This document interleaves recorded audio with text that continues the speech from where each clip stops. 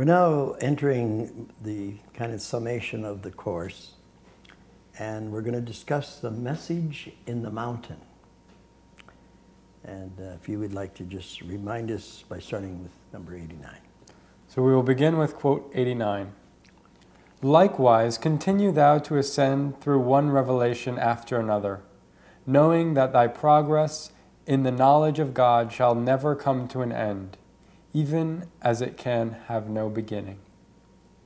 I think this is just again a nice reminder to remind us that we are moving through one stage of understanding and development after another. As it's been revealed by God, it's now our turn to make the journey, and I suggest to you it's symbolic of going up the terraces on Mount Carmel, that the lower terraces represent where humanity has been. That's why there's a very straight line. But the terraces above the Shrine of the Bab are where we're launching out into the future. But I'm just going to touch in on that. But just, you might think about it, these 9 worlds are as it was seen and as it was realized before the time of the Bab, and now how those same 9 worlds are appearing in our day and time. Quote 90.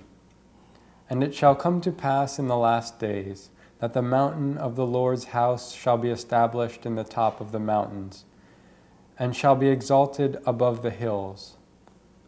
And all the nations shall flow unto it.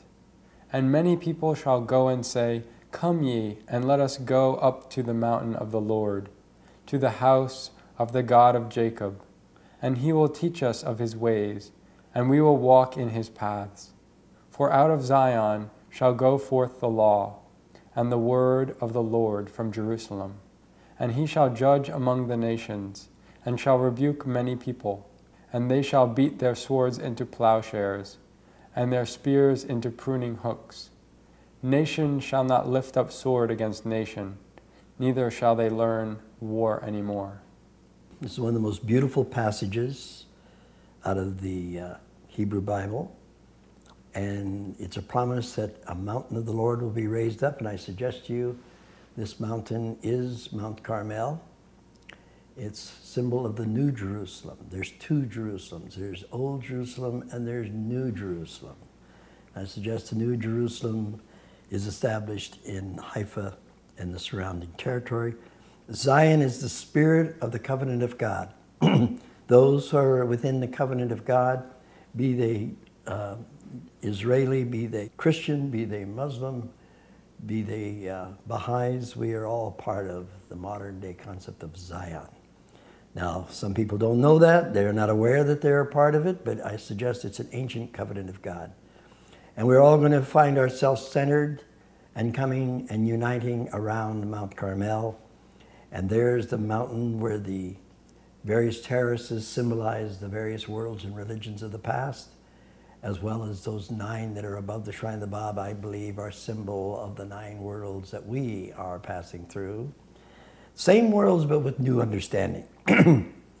And this is prelude to the peaceful era that will come.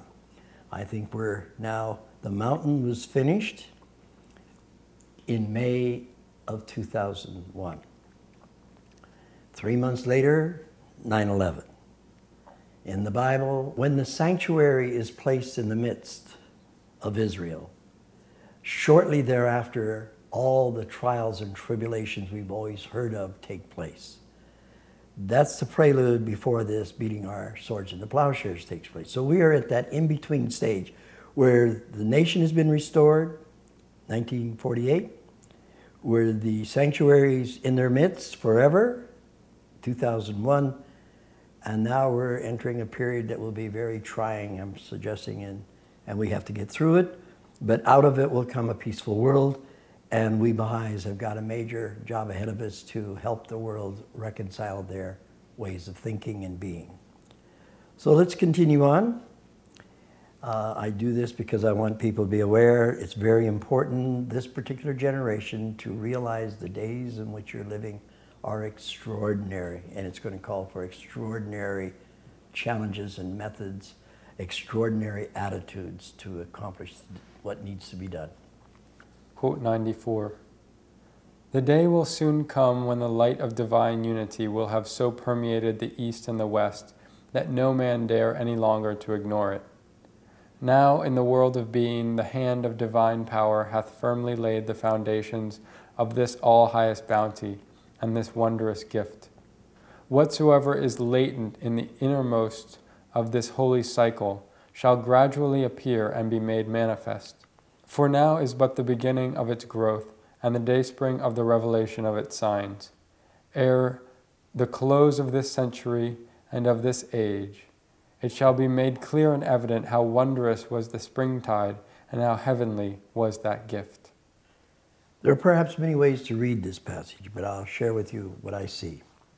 The concept of divine unity was at one time a very prominent idea in the early days of the Baha'i faith. But because of disruptions with trying to understand the covenant in the days after the passing of Baha'u'llah, the idea of divine unity was used by some to challenge the authority of Abdu'l-Baha. As a result, the whole idea of divine unity kind of faded from the scene. People did not speak of it, and frankly, it's been ignored for almost 100 years. But Abdu'l-Baha says here that it was a beautiful understanding, and it's going to have impact in the future. And I'm suggesting what it's saying, that before the close of the 20th century, this will begin to come to light and gain renewed prominence in the effects and the efforts of the Baha'i community. So I just draw your attention to this, that I think we are living in a time when it's time for us to become aware and conscious of the importance of this concept and how it works.